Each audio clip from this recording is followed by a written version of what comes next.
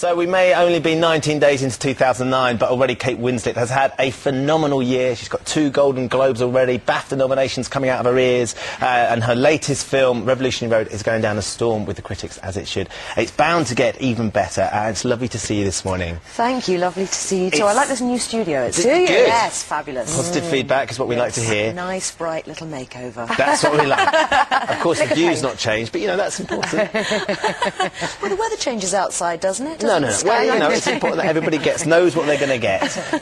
Clearly, it's been a sort of a whirlwind couple of weeks for you since the turn of the year. It has. It's been absolutely amazing, I have to say. You know, I've been really lucky. I've had a couple of years of getting to play some extraordinary characters with April Wheeler in Revolutionary Road and Hannah Schmitz in The Reader, and to have been, you know, rewarded and awarded in that way at the Golden Globes. I'm still really kind of getting over it. It was very overwhelming. You've sort of been the bridesmaid for a while, haven't you, in terms of awards? Can we put it that way? We've got very cross, haven't we, Ben, over the years? Because you did these extraordinary things. But what was so lovely was, I think it's fair to say, you were a touch surprised. I was so shocked, because the thing is, you're not supposed to get 2, you see. Why would you? Yeah, why on earth would you? And so when they gave me the award for The Reader, you know, I thought, that's amazing, fantastic, I'm happy, you know, I could leave now. And then when Cameron was opening that envelope, she was looking towards our table, and honestly, I was looking at her thinking, Cameron, you're looking in the wrong direction, because all the other nominees were to her left,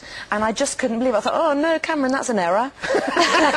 And then she said my name, and I was honestly, I think, probably the most flawed I've really ever been in my life. Honestly, I was. But for a woman who I imagine can talk and isn't short of saying something, it was one of those wonderful moments where you clearly were bowled over, and it was just lovely to see. I was bowled over, and I'd said to Leo, actually, after winning for The Reader, I said, oh, the only thing that's a shame is that I'm not going to be able to say anything about you, and, you know, and I hope you know that, you know, this means such a lot to me. And then I did get to say those things. Lots. And it was a large outpouring of emotion. Apparently it's had over 1 million hits on YouTube, so you're going to go down in acceptance speech history, which is only right, because they are extraordinary performances, both of them. We should talk about Revolutionary Road as well, because I saw it on Friday, and it's one of those films that you walk away with, and it's kind of a real attack of the senses in so many different ways. Yeah, it does stay with you. I mean, it seems to really be resonating with people, this film, and I think that's because it's sort of a beautiful, honest, and sometimes harsh take of a marriage, because it's about 2 people who are struggling to hang on to what they have and who love each other very, very deeply, and they live a life that is, on some level, not the life that they thought they might have been living at this time, and they are prepared to do everything they possibly can to hang on to it. But in order to hang on to that truth, there's a lot of cruelty that is revealed between the 2 of them. Yeah. We've got a little clip of you in action which we can enjoy, and then we can talk some more. Okay. Supposing you're right. You make all this money, and we have this interesting life here. Won't you still be wasting your life toiling away at a job you find ridiculous? Maybe we let that be my business, all right? Your business? Okay, you know what? It's too hot for this. I'm gonna go get wet.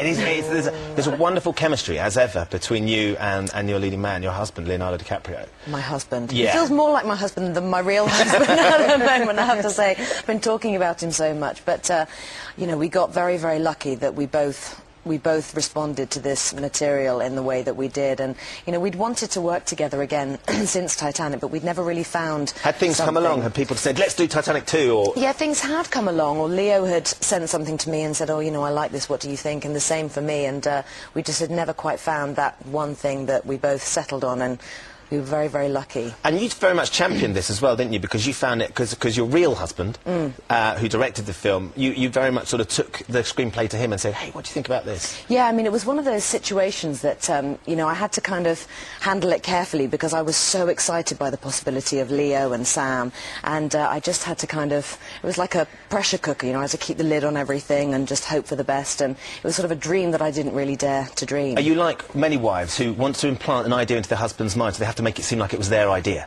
Is it one of those classic things? Wow! Yeah, that's what you're saying, isn't it? That's exactly what you're saying. Yeah, I was just very lucky when Sam read it and he said, yes, I think I would love to direct this film, and very, very happy that he did. Would you do it again? Because there's some sort of quite steamy moments in it, which having your husband there, which, I mean, I understand being on film set's not intimate, but... Yeah, I was very thrown, actually, by some of the moments on this film where Leo and I, you know, we have some rather passionate pieces, and Sam is standing right there, and, you know, you just have to get on with it. You just have to hope for the best, and but it was okay. It was pretty good. Yeah, you chuckle your way through. And then talk about the sort of mechanics of it more than the sort of the essence of it, I suppose. Yes, you do. The choreography. Yeah, you do, and you just really try and focus on the work, and you know, it was a little bit overwhelming to have my husband standing right by the camera. I'd sort of say to him, don't be there, go somewhere else, go somewhere else. Budge around the back. Would you do it again, though? Would you work with your husband again? Hands down, I really would. I would love to. We had a great time working together, and, you know, I thought there might be some difficult moments, but there really weren't.